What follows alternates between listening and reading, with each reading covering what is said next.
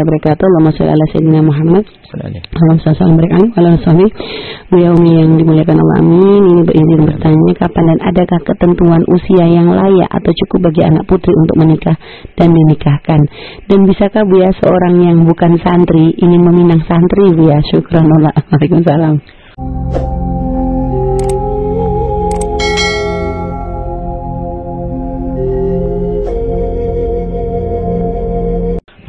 Masalah usia tidak ada ketentuan yang pasti. Yang jelas dalam bahasa fikih, pertama dia sudah punya keinginan, ya kan? Dan kalau sudah punya keinginan, biasanya umumnya adalah secara fisik sudah bisa untuk melakukan hubungan suami istri, ya kan? Jadi masalah umur tidak ada batasan. Pernikahan dini yang tidak diperkenankan adalah dini yang tidak dipikirkan. Apakah umur 14 tahun dini? Oh tidak. Kalau 14 tahun sudah matang dan dewasa, ya kan? 15 tahun. Ini kan undang-undang pemerintah. Berapa pemerintah? 20? 20? Iya.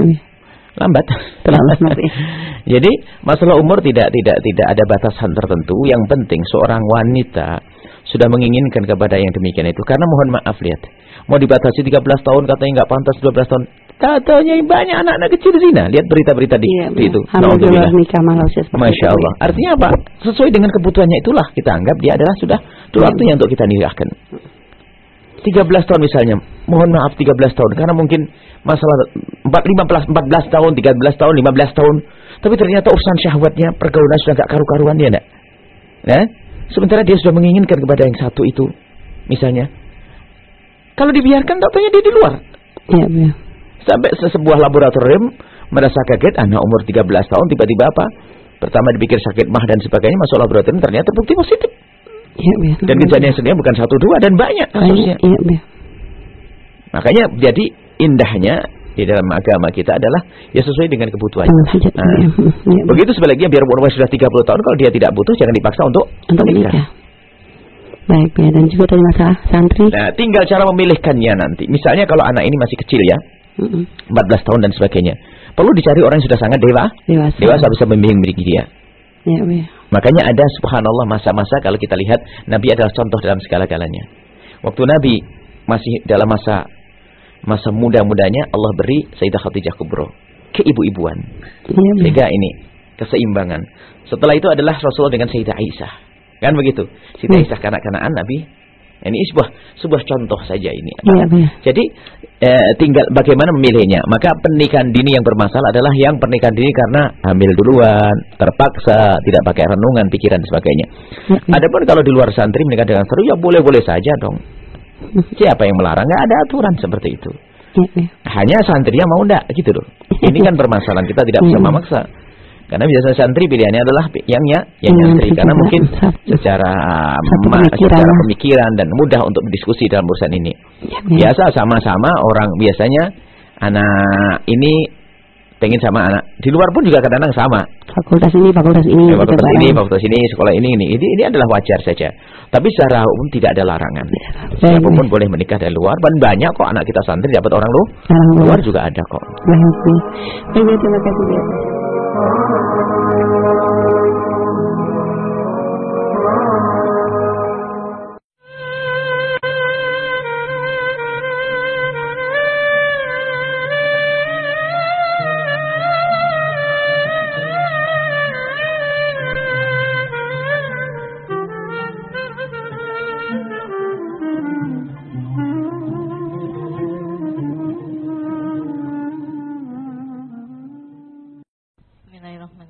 Assalamualaikum warahmatullahi wabarakatuh. Assalamualaikum. Uya, yang saya tahu tentang tabarruj ialah wanita yang memamerkan keindahan dan perhiasannya kepada laki-laki, atau yang wanita yang menampakkan kecantikan leher dan wajahnya, dan ikhtilat bercampur baurnya perempuan dan laki-laki yang bukan muhrim di sebuah momen dan forum yang tidak dibenarkan Islam. Dan bahaya dari tabarruj sendiri itu berdasarkan Quran dan hadis merupakan maksiat pada Allah, termasuk dosa besar, mendatangkan laknat, juga termasuk sunahnya iblis, dan juga mukhadimah jina. yang saya pertanyakan di sini Bu ya, kan banyak di masyarakat kita yang contohnya yang melaksanakan pesta besar-besaran pernikahan, istilahnya hajatan ya Bu ya, itu dikategorikan tabarus dan istiqat bukan Bu ya. Masalahnya pernikahan sendiri dalam Islam kan hukumnya harus disiarkan ya Bu ya, dengan pesta kenduri dan itu lain-lain. Terus sebetulnya pesta yang bagaimana yang diajarkan Islam yang sesuai syariat, mohon penjelasannya. Assalamualaikum warahmatullahi wabarakatuh. Kemudian bagaimana urusan pengantin? Pengantin sama, ada pengantin. Pengantin adalah qabil itu nikah. Resepsi nyembelih kambing, nyembelih onta boleh, nyembelih apapun boleh, nyembelih kerbau, nyembelih ini boleh. Tapi ingat, resepsi harus Islami. Tidak boleh ada yang buka aurat lalu menyaksikannya. Kalau seandainya harus bertemu antara mempelai laki perempuan, kemudian menemui tamu yang wajar. Dan bercampurnya laki dengan perempuan itu ada syarat-syaratnya sehingga menjadi tidak haram. Antara laki dengan perempuan yang bukan mahramnya, mahram ya bukan muhrim, yang bukan mahramnya, lagi perempuan yang bukan mahramnya, itu berduaan mutlak haram. Kalau berduaan yang ketiga adalah iblis. Jika barang-barang begini dengan 5 syarat baru tidak dosa. Syarat yang pertama adalah semuanya menutup aurat. Kalau ada pertemuan kok di situ ada yang tidak menutup aurat, haram semuanya. Ada 5 syarat. Pertemuan ikhtilat ada ikhtilat haram, ada ikhtilat tidak haram. Ikhtilat yang haram bercampur yang haram adalah jika tidak memenuhi 5 syarat. Syarat yang pertama adalah semuanya harus menutup aurat. Yang kedua, matanya sama-sama menjaga. Biarpun menutup aurat, tapi kalau mencari-cari di balik bajunya itu sama iblis itu. Yang ketiga adalah yang diomongin benar. Pakai cadar rapi, yang diomongin porno. Mau apa kira-kira? Tempatnya mulia. Ayo, kita ingin membaca zikir di tempat mabuk-mabukan, zina. Nah, ini apa ya? Yang kelima, tidak boleh dempet-dempetan yang berdesak-desaan. Sehingga kita akan menempelkan jasad dengan jasad. Karena itu akan lebih dahsyat untuk bangkitkan syahwat. 5. Menutup aurat, saling menjaga matanya. Kemudian yang dibincangkan baik. Yang dibincangkan baik, yang diomongin baik. Ya. Kemudian tempatnya terhormat, tidak dempet-dempetan. Makanya gini tidak ada masalah laki perempuan ini. Ini laki perempuan. Semuanya menutup aurat. Dan alhamdulillah semuanya matanya menjaga. Omongannya pun jelas, enggak dempet-dempetan. Makanya biarpun ziarah wali songo, kalau sudah dempet-dempetan, maka lebih baik doa di rumah saja. Ada yang bertanya bagaimana kalau haji dan ini adalah bab lain itu. Orang haji kedajiannya sekali. Dan orang dengan ibadah haji akan lupa dengan ini itu banyakkan. Mereka mikir bagaimana segera menyelesaikan kewajiban. Ini adalah masalah lain, banyak dimaafkan di situ, tidak dimaafkan di tempat lain. Baik, ini saja insyaallah. Pengantin upayakan, kalau Anda termasuk sebagai orang yang biasa ngurusi pengantin, upayakan sang Islami mungkin. Didudukkan lagi dengan perempuan menutup aurat. Dan yang hadir pun hendaknya dihimbau untuk bisa menutup aurat. Baik, ini saja.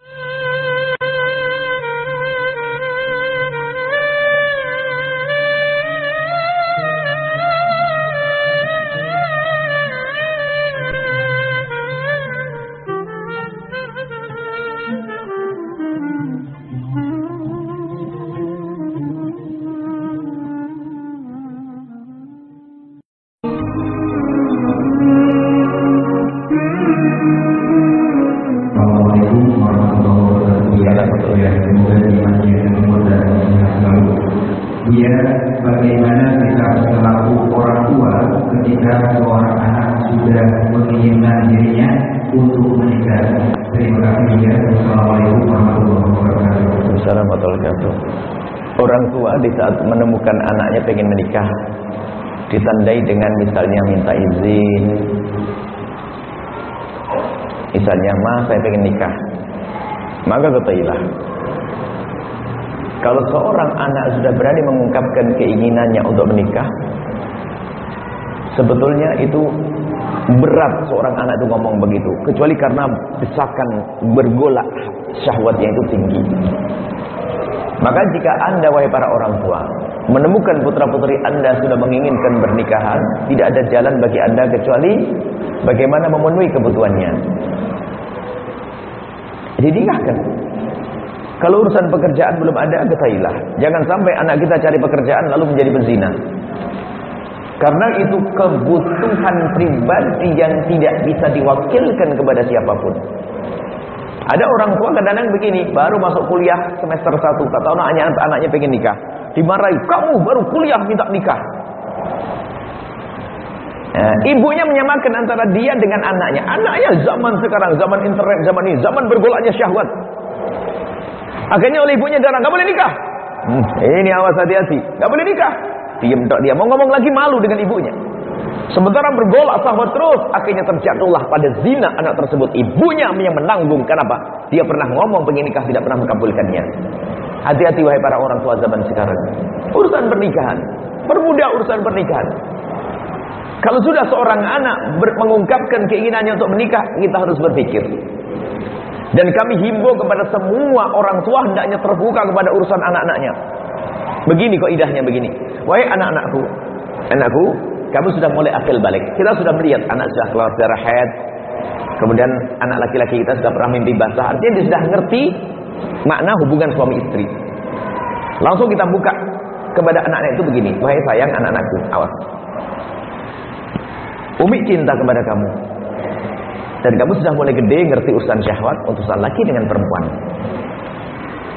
Kalau sampai ada di antara kalian melakukan keharaman, Allah tidak ridho, Rasulullah tidak ridho, dan Umi juga tidak ridho. Mulai dari yang namanya pacaran dan seterusnya. Apalagi na'udzubillah zina menjadikan sebab kehancuranmu di dunia. Tapi anak-anakku yang baik, soleh, kalau memang kamu kebutuhanmu sudah mendesak, kamu tidak usah ragu ngomong ke uminya, nak ya. Dibuka seperti itu, kamu ngomong. Jangan sampai kamu mencoba-coba urusan zina, awas hati-hati nak.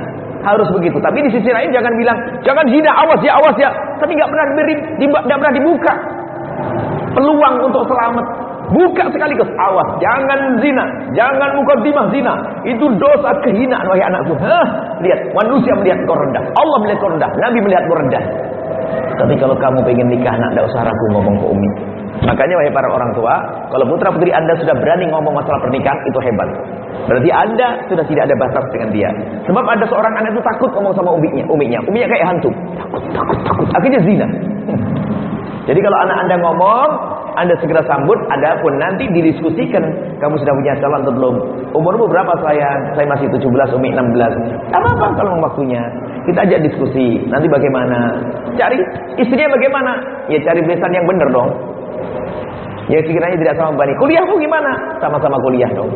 Sama-sama mondok, sama-sama sekolah. Mungkin semuanya sekarang. Kita buat contoh kok semuanya. Ada anak-anak kita yang mondok sudah menikah. Punya anak mondok ada. Yang kuliah sudah menikah ada. Ada contoh semuanya, bisa semuanya.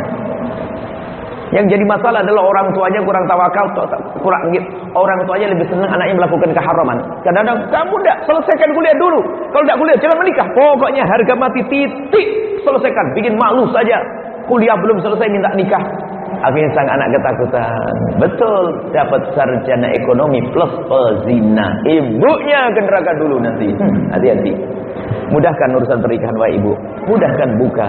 Adapun caranya saja yang benar nanti. Makanya carikan pasangan yang baik, yang soleh, soleha, keluarga benar baik-baik. Sama-sama dibantu. Kuliah mungkin kalau prinsip kita adalah kalau sama-sama belum mandiri ya BSS bayar sendiri-sendiri. Saya dulu juga begitu waktu di Yaman ya sudah BSS. Saya tidak akan membebani istri, tidak akan membebani saya, jalan sendiri. Yang penting kita dapat kemudahan, kehalalan, selesai. Yang menjadi masalah kadang-kadang nikah itu ingin cari duit. Tuntut-tuntutan. Kalau anda punya anak perempuan, kok anda lebih kaya, lebih banyak duitnya, alhamdulillah, mantunya ibu yang mencukupi. Tidak ada masalah. Kok sama-sama masih sekolah kok. Ini tidak tanggung jawab nikah. Wah, ini sudah mulai tuntut-tuntutan ini. Semuanya akan tanggung jawab kalau sudah pada waktunya. Nah, kalau sama-sama masih sekolah, ya biasa saja. Kalau seandainya anda punya anak perempuan solehah, diambil oleh seorang laki-laki yang soleh, punya masa depan agama yang bagus, gak ada masalah dia fakir, gak punya duit. Gak punya duit, saya kasih duit, saya sekolahkan kalau perlu. Saya menemukan orang-orang besar seperti itu. Orang-orang besar punya anak perempuan yang solehah, dinikahi oleh laki-laki yang soleh, punya masa depan baik, tidak direpotkan, sudahlah, yang penting kau sekolah. Urusan dirimu dengan istrimu, dengan anakku, aku yang ngurusi. Luar biasa. kadang-kadang tuntutan. Dihitung lagi. Semacam dihitung. Laporan kebesarannya. Ini loh.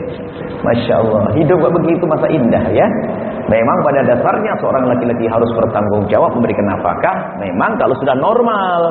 Akan tapi kalau sama-sama sekolah, sama-sama ngerti dong, dari awalnya ngerti.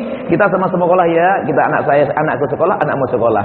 Prinsipnya satu, selesai kuliahnya, selesai sekolahnya. Yang penting mereka tidak ngelantur, tidak kemana-mana. Kalaupun mereka bertemu adalah halal.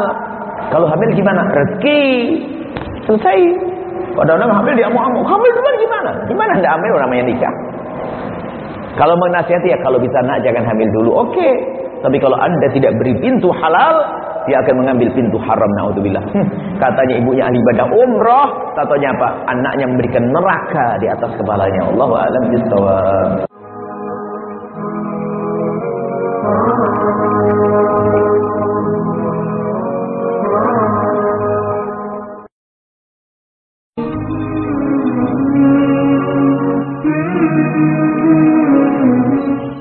Assalamualaikum warahmatullahi wabarakatuh. Ini Bu ya dari hamba Allah dari Majalengka. Bu ya mau tanya, mohon solusi nih. Saya sudah lama tidak berkaitan dengan tema Bu ya, tapi kita bacakan. Saya sudah lama mengenal saya sudah mengenal pemuda cukup lama. Kami sudah memutuskan untuk menikah, namun ortu pemuda itu selalu mengundur alasannya yang banyak. Dan kita selalu menanti apa yang selalu menuruti apa yang orang tua bilang. Salah satunya biarkan adikmu dulu yang menikah. Setelah semuanya sudah menikah, kita mencoba minta izin lagi untuk menikah. Namun selalu ada aja alasannya. Memang semua keluarga yang mendapatkan suami yang punya pesantren, sedangkan punya pesantren, sedangkan saya tidak.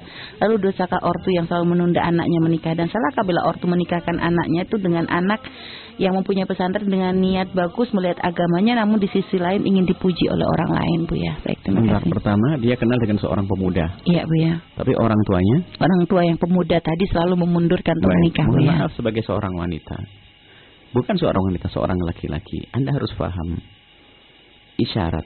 Penundaan itu belum tentu menunda yang sesungguhnya. Anda harus paham makna ini. Bisa saja penundaan itu adalah menolak halus yang dilakukan oleh seorang yang sangat bijak. Ya, kadang-kadang sebagian orang itu dikasih isyarat masih belum. Apa alasannya? Kadang-kadang kita tidak paham dengan bahasa isyarat. Kadang orang bijak, orang soleh tidak akan ngomong kamu saya tolak. Iya, kan begitu. Untuk menjaga hati. Menjaga hati. Jadi Anda harus paham masalah yang seperti ini. Bisa saja itu adalah penolakan halus. Tapi kadang sebagian orang itu karena memastikan ini gara-gara kenal dulu. Mohon maaf, kesalahan Anda adalah Anda mengenal dulu dan diam-diam Anda adalah sudah jatuh cinta mungkin, sehingga Anda memastikan jodoh Anda adalah harus dengan dia. Maka Anda pun tidak paham isyarat, sehingga calon mertua menunda-nunda bukan sebenarnya pengen menunda, sampai adiknya pun sudah menikah kok. Berarti bukan penundaan yang sesungguhnya, bisa jadi itu adalah memang penolakan halus dari seseorang yang Anda harus paham. Dan kami himbau kepada semuanya harus paham mana penolakan halus. Jadi orang itu tidak mungkin Anda melamar kepada seseorang. Tiba-tiba orang mengatakan, oh mohon maaf saya tidak bisa nerima. Nggak ada begitu. Mungkin bahasanya, aduh anak saya belum pengen. Atau kayaknya belum waktunya sekarang, nanti aja. Atau jawabannya adalah nunggu atau bagaimana. Itu harus paham mana mundur itu. Jangan langsung, memangnya kenapa sih kok ditolak? Alasannya apa? Ada sebagian orang begitu. Ya, kan kalau ditolak harus ada alasannya dong. Jadi alasannya katanya adiknya dulu yang sudah nikah kan? Adiknya itu sudah menikah masih mundur lagi. Anda tidak paham barangkali. Iya. Satu kemudian sampai Anda pun harus menilai seseorang. Wah, mungkin dia harus menikahkan dengan kiai lalu alasannya jelek. Loh, orang menikahkan dengan orang nasab baik juga sesuatu yang diharap. Tidak perlu kita suruh. Berhak dia untuk memilih. Berhak dia untuk tidak memilih Anda kok.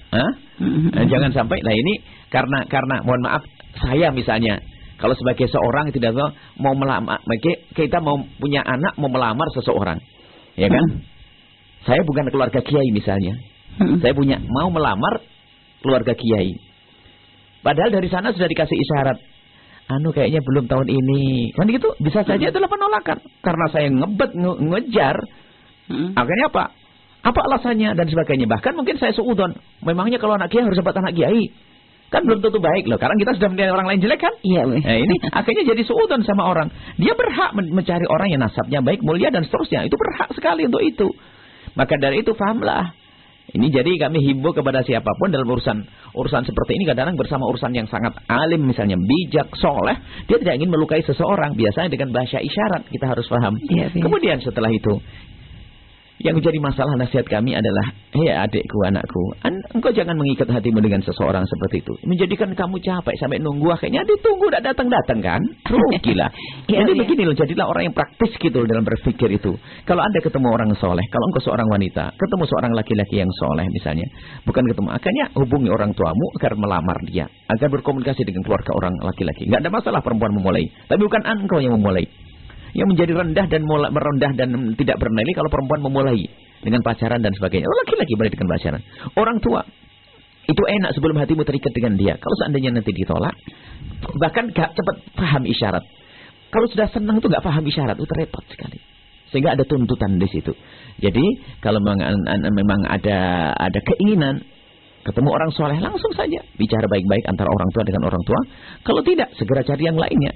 Jadi Allah luas, laki-laki tidak hanya dia saja, masih banyak yang lainnya. Anda perlu jadi orang yang betul-betul punya harga diri, dalam arti bukan sombong. Maksudnya apa?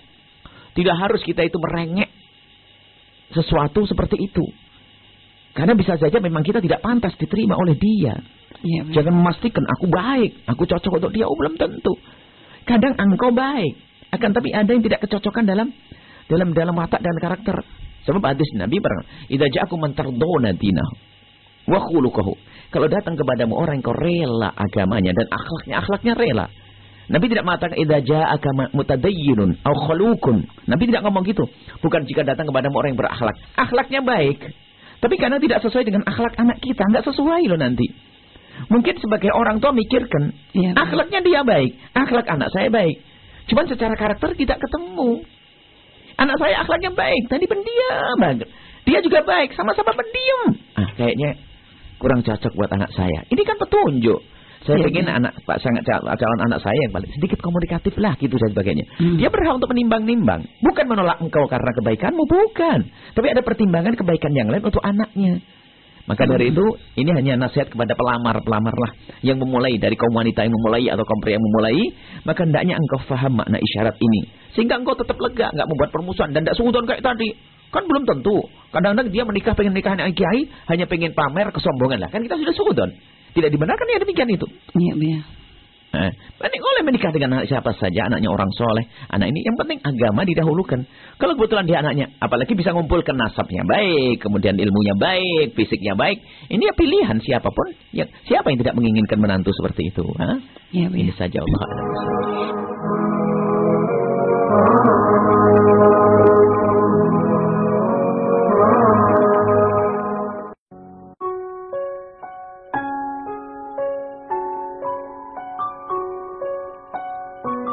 Baik, itulah cinta. Valentine dusta. Dia membuat kerusakan sebelum membangun. Gimana akan bisa membangun? Lihat perzinaan, segala macam. Nggak masuk dalam kamus cinta. Itu kamus syahwat. Dikemas dengan bahasa cinta, lihat. Makanya kalau ada orang beriman kok ikut-ikutan Valentine Day, sudah. Nggak benar lagi cara berpikirnya. Nah, itulah bagaimana seorang mencintai itu. Mencintai, berikan.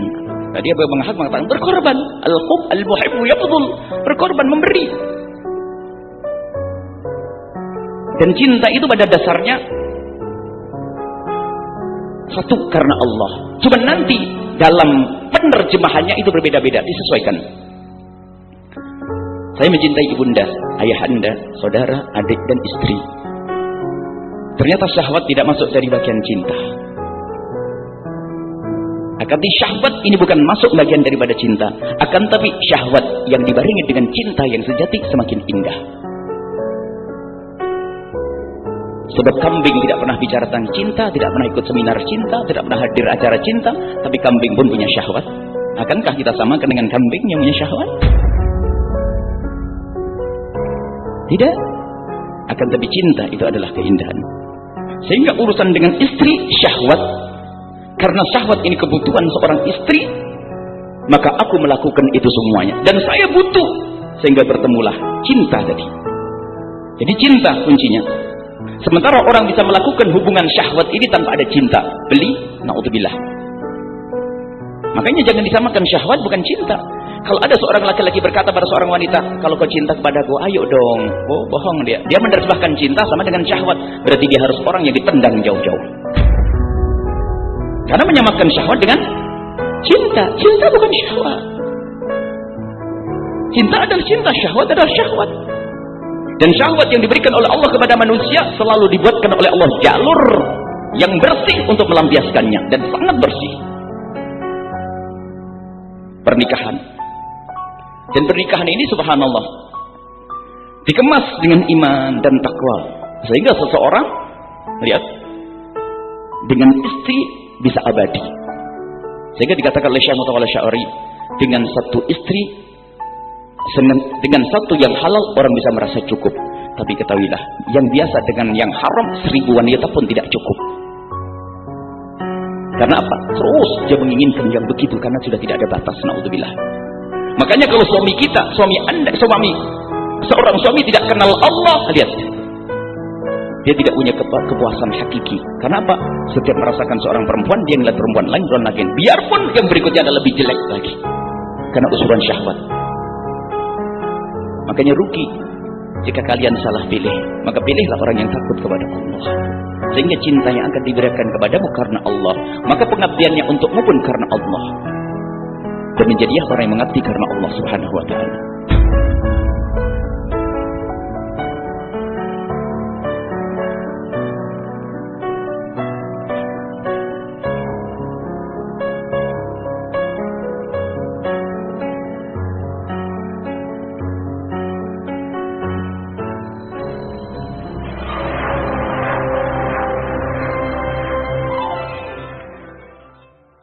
Pertanyaan dari hamba Allah di Jakarta. Assalamualaikum warahmatullahi wabarakatuh. Buya, saya mau bertanya, bagaimana hukumnya seseorang yang berta'aruf lama-lama? Misalnya ta'aruf ketika kuliah semester 3 dan akan dikhitbah, kemudian nikah setelah wisuda. Bagaimana hukumnya, Buya? Baik, orang ta'aruf namanya tunangan, berlama-lama. Oh boleh, ta'aruf sampai mati nggak nikah juga boleh. Yang nggak boleh kan zina, telepon-telepon yang ngaco, itu yang nggak boleh. Kenal tunangan, setelah itu nikahnya nanti besok mau mati kita baru nikah, boleh itu. Cuman setan itu pandai. Kalau sudah tunangan itu, kata setan itu sudah katanya setengah jadi. Akhirnya gampang, bahkan mungkin berzina pun tidak ragu. Karena apa? Pun pada akhirnya mau menikah. Naudzubillah. Jadi tunangan belum menghalalkan sebuah jalinan. Tunangan atau khitbah, ta'aruf itu adalah belum menghalalkan sebuah jalinan. Itu hanya janji untuk saling menikah, untuk menikah. Itu ta'aruf atau khitbah atau tunangan. Jadi boleh, nggak apa-apa. Yang tidak boleh adalah setelah itu Anda telepon-teleponan ngaco, kemudian melakukan yang haram, itu yang tidak boleh. Cuma sebaiknya antara tunangan dengan pernikahan itu cepat. Karena apa? Setan itu yang berbisik. Sak mertua, calon mertua pun bisa kalah. Yang semula sangat waspada dengan anaknya, keluar jangan, ini jangan, dijaga anaknya. Giliran sudah diminta sama seorang, giliran sudah khitbah, tunangan, calon mantunya datang bilang, abah boleh adik mau saya ajak pergi untuk beli baju, untuk persiapan pengantin nanti. Orang tua yang semula ketat jadi bingung, mau tidak boleh sudah dipinang, mau dikasih belum nikah, bingung. Akhirnya apa? Iya. Bilang iya tapi geleng. Iya. Ada pusing lah. Ya, ini model-model begitu akhirnya bingung. Akhirnya pergi juga, naudzubillah. Jadi waspada dengan tunangan itu adalah belum menghalalkan sebuah jalinan. Enggak bisa. Ya. Ya, jadi kalau masalah waktu nikahnya boleh kapan saja, cuman himbauan kami adalah secepatnya. Secepatnya adalah kebaikan buat Anda. Perjalanannya banyak fitnah, gangguan dan sebagainya. Kan banyak orang ini. Jadi kan cepat nikah, selesai. Aman. Masalah resepsi nanti kalau punya anak, punya cucu 6 baru resepsi, ini beda. Masa resepsi mana nanti, penting akan nikah halal dulu, telepon bebas, ketemu bebas. Seperti itu. Wallahu a'lam bissawab.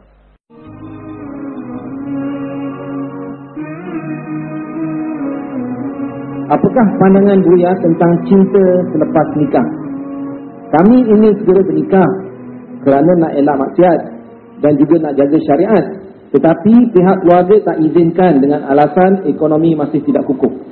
Baik, cinta hendaknya dibangun di atas pernikahan, bukan pernikahan dibangun di atas cinta. Ini rumus yang jangan dirubah lagi. Cinta dibangun di atas pernikahan, bukan pernikahan dibangun di atas cinta. Yang membangun cinta, yang membangun pernikahan di atas cinta, susah menikahnya. Menjadi orang petualang cinta, menjadi cinta sana kemari tak menikah nanti. Akan tapi cinta dibangun di atas pernikahan, maka cukup orang itu layak kita cintai, menikah. Tidak harus mencintai terlebih dahulu. Jadi kalau bicara cinta itu, cinta tidak serta-merta. Kalau mengatakan cinta serta-merta bohong. Cinta itu ada sangkut pautnya dengan akal. Jangan sampai dikatakan cinta itu nggak masuk akal. Cinta yang nggak masuk akal itu cinta buta. Kalau cinta itu ada akal, itu ada peran penting. Coba, Ibu, Bapak. Ibu punya seorang anak gadis, atau ibu seorang wanita, atau adik-adik putri seorang wanita. Mungkinkah Anda bisa mencintai seorang laki-laki yang hitam, bau, suka nempeleng, jahat? Bisa enggak? Bisa enggak? Enggak bisa. Secara akal Anda dan nerima. Karena apa? Akal enggak bisa. Jadi cinta itu ada proses yang panjang. Ada prosesnya. Ini terbicara cinta, ini kursus bahasa cinta ini. Cinta ini ada proses pertama adalah namanya kagum. Merasa kagum dengan secara umum dia adalah baik. Oh, dia orang baik. Setelah kagum nanti ada kecenderungan. Cenderung sudah mulai memperhatikan sisi lebih khusus lagi. Sudah mulai berkhayal kalau seandainya di suamiku bagaimana ada. Atau sisi kebaikannya yang khusus. Baru setelah itu mau ngambil keputusan. Ada urusan dengan akal itu. Jangan sampai ada cinta nggak ada urusan dengan akal. Tidak ada. Makanya gunakan akal kita. Maka anak kita nih. Setelah itu marhalah yang ketiga itu sudah mulai ngambil keputusan. Aku mencintai atau tidak. Cuman kadang tidak terbaca, tiba-tiba sudah jatuh cinta. Oh, tidak enak bahasanya jatuh cinta. Kenapa nah asmara itu kan bahasa tidak nyaman semuanya. Tapi orang paling senang dengan begitu. Ini baik. Ketahuilah bahwa mulai dari kagum dulu nggak ada serabut langsung aku cinta padamu, gila ini. Aku cinta padamu, nggak ada. Urusan syahwat iya. Penjual cinta itu menjual penjajah cinta bukan cinta. Urusan syahwat, pelacur, jual diri. Tapi kalau cinta perlu proses. Dan cinta ada sebab. Sebab kebaikan yang kita cintai. Jadi tidak serta-merta. Maka dari itu, nggak usah khawatir. Anda nanti, kalau menikah dengan orang yang Anda belum cinta, nggak usah khawatir. Asalkan dia layak dicintai. Contoh, Anda seorang wanita, mau melamar seorang laki-laki.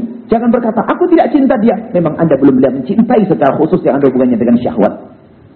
Akan tapi yang penting dia layak. Dia soleh atau tidak? Soleh. Secara fisik kau lihat sendiri dia. Sepenting ini secara wajar layak dicintai. Setelah menikah akan tumbuh cinta saat itu.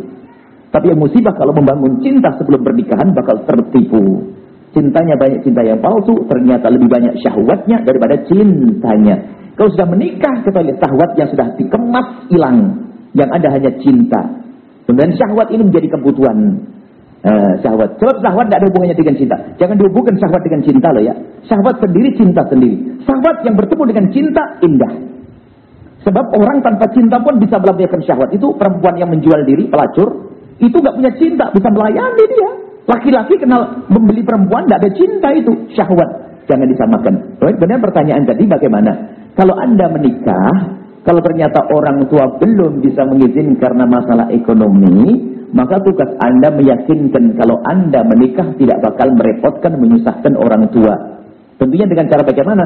Anda sendiri membiasakan hidup yang sederhana. Kemudian kalau memang masih belum mengizinkan orang tua, takutlah kepada Allah. Maka nanti dengan cara minta tolong kepada para asatid, para guru-guru mulia, untuk bisa menyambungkan lidahnya, menyampaikan ke orang tua. Sebab mohon maaf, kebutuhan yang satu ini kalau tidak dipenuhi akan terbuka yang haram. Karena ini kebutuhan yang tidak bisa diwakilkan. Dan kami serukan kepada siapapun. Kadang seorang anak melihat bapaknya tidak punya, ibundanya meninggal misalnya. Seorang anak cemburu kepada ibunya sampai ayahnya tidak boleh menikah. Ketahuilah, ayahmu jangan dipandang sebagai ayah sepanjang umur. Akan tapi pandang dia seorang pria yang butuh pada seorang wanita. Begitu juga seorang wanita.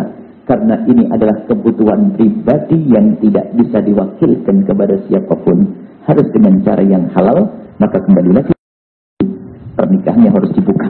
Ini harus disuarakan. Tidak tahu Malaysia seperti apa. Ada undang-undang pernikahan. Ya. Tapi ini harus digerakkan, disuarakan. Mempermudah pernikahan. sambil sekolah. Saya dulu waktu sekolah nikah, saya dapat pusing-pusing sambil waktu sekolah di Yaman lagi. Di Yaman ya, sekolah kita nikah.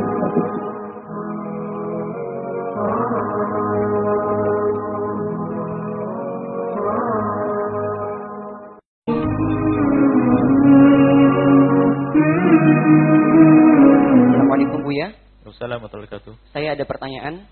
Kalau saat walimahan, terus pengantin wanita tidak sholat seharian hanya karena alasan make up-nya, itu bagaimana Buya? Terima kasih. Wassalamualaikum warahmatullahi wabarakatuh. Waalaikumsalam warahmatullahi wabarakatuh. Dosa. Tidak sholat. Gara-gara make up. Hapus make up-mu. Sholat wajib. Pamerin lagi. Sholatnya, dosanya double. Tidak sholat. Dandannya dipamerkan kaum pria. Yang paling bodoh siapa? Suaminya. Kok bisa? Kecantikan istrinya dipamerkan untuk orang lain. Bajunya separuh badan lagi. Kebuka dadanya ini semuanya.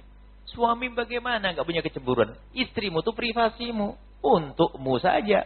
Di sana di tempat tersembunyi. Bukan dipamerin. Istrinya dipajang di depan orang. Dipamerin dadanya pakai bajunya bolong-bolong. Kelihatan semuanya. Masya Allah. Ini musibah. Ini kan ada kebiasaan-kebiasaan yang aneh. Mandi di depan umum. Ada kan mandi apa itu di depan umum. Mandi di kamar mandi kalau orang sehat. Mandi di depan umum. Kan tuh yang namanya siraman air, ketemu baju, akhirnya nempel. Akan apa namanya? Bentuk-bentuk tubuhnya akan terlihat. Na'udzubillah. Jangan lakukan yang demikian itu. Kalau mandi di kamar mandi yang bersih untuk menyambut suaminya. Dan dandananmu wahai anak putriku adalah untuk suamimu. Kecuali berdandan di depan kaum wanita. Tapi tetap itu pun tidak boleh meninggalkan sholat. Akan tapi ada perkenan. Kalau mau menjamak, asalkan dandanan dan untuk siapa berdandan syar'i, untuk kaum wanita, untuk saudara-saudara yang mahram, atau untuk menyambut tamu tadi, karena para pengantin ini ada pendapat yang mengatakan bahwasanya boleh dijamak hanya untuk pengantin saja. Pengantin saja, tentunya dandanan yang syar'i dan diberikan untuk orang yang syar'i dengannya. Maksudnya bukan melanggar syariat. Yaitu tadi misalnya ada perempuan yang tamunya banyak sehingga dia harus berdandan yang cantik ya di depan kaum wanita tentunya. Dia harus dandan. Maka dandannya adalah setelah masuk waktu duhur. Jadi waktu masuk duhur dia sholat duhur sama asar sekalian. Kemudian apa? Pakai make up sehingga sholat asarnya sudah dijamak. Ini adalah diperkenankan dan itu juga yang pernah didukil dari Imam Haddad rahimahullah ta'ala. Tapi dalam keadaan tertentu itu saja. Pengantinnya saja. Yang lain nggak boleh ikut-ikut. Baik. Ini adalah masalah urusan make up dan dandanan. Wallahu a'lam bishawab.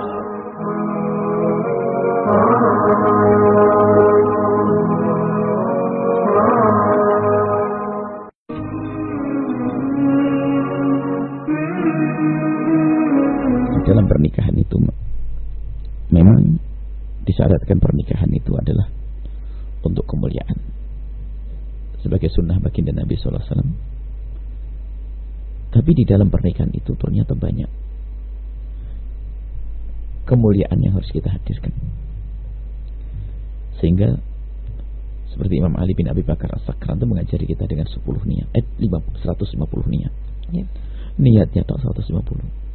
Sudah dalam kandungan itu adalah ya doa-doa yang luar biasa.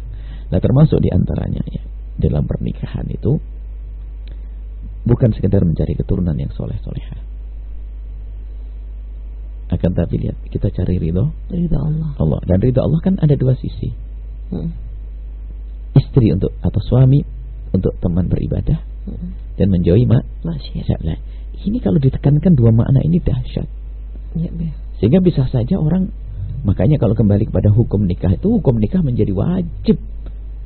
Ya kan? Ada yang sunnah, ada yang mubah, ada yang makruh, ada yang haram, ada yang wajib. Lah, kami dalam bicara ini adalah wajib tadi loh. Wajib itu apa? Kalau dia tidak nikah masuk bab zina, maka kita harus menikah. Karena tujuan yang paling utama bagi orang tersebut adalah menghindari dari keharaman. Nah, kalau sadar akan makna keharaman, kemudian kita tanamkan rasa takut, lihat mudah sekali orang menuju pernikahan. Biarpun pernikahan bukan hanya untuk menghindar dari syahwat saja, menghindar dari syahwat yang orang, bukan. Tapi di antara itu yang perlu ditekankan, karena apa? Zamannya zaman orang melampiaskan syahwat dengan cara yang haram. Itu saja.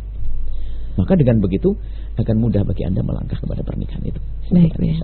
Baik, terima kasih.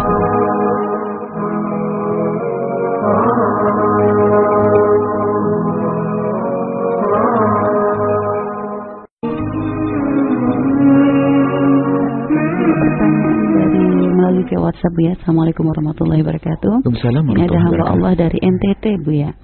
Bu ya, saya ingin menikah dengan cara sederhana karena tidak punya biaya. Tapi perempuannya ingin ada resepsi Bu ya. Dan perempuannya bilang biar saya aja yang ngumpulin uang untuk nikah karena kalau sederhana tanpa resepsi saya malu oleh keluarga. Dan bagaimana menurut Bu ya? Baik, banyak sebuah pernikahan itu karena seorang laki-laki tidak punya apa-apa, tapi pihak perempuan itu siap mencukupi, itu sah-sah saja. Ya, karena mungkin mereka punya keluarga besar dan sebagainya yang harus dihormati. Untuk menjaga dari fitnah dan sebagainya, boleh-boleh saja yang demikian itu. Akan tapi mungkin bisa saja dikemas ya, supaya cantik dah, jangan sampai terkesan laki-lakinya hanya numpang saja ya. Mungkin ya anggap saja ini dicari bareng-bareng dan sebagainya. Enggak usah disuarakan. Yang mencukupi adalah keluarga perempuan. Enggak usah disuarakan seperti itu. Biar seorang laki-laki tetap ada wibawa, ada hormat, terhormat dan seterusnya. Itu sah-sah saja dan boleh-boleh saja. Dan itu mungkin kebaikan daripada keluarga perempuan itu. Dan kita menemukan banyak kok seorang keluarga perempuan yang mereka adalah cukup menikahkan putrinya dengan seorang laki-laki yang dia adalah bukan orang yang punya kekayaan, tapi punya potensi harapan masa depan. Itu sekeluarga perempuan itu membiayai dengan tidak diketahui oleh anak perempuannya. Padahal semuanya adalah dari anak bapaknya sang laki perempuan. Jadi memberikan bantuan kepada menantu laki-lakinya tanpa sepengetahuan anak perempuannya. Karena khawatir anak perempuannya takut berubah jadi sombong karena membiayai bapaknya. Sampai bertahun-tahun, sampai mandiri, bayangkan. Begitu hebatnya mertua yang soleh ini. Karena dia melihat potensi, ini anak soleh, ini laki-laki baik, dinikah dengan putrinya. Katakan saya tidak punya apa-apa, jangan mikirin apa-apa.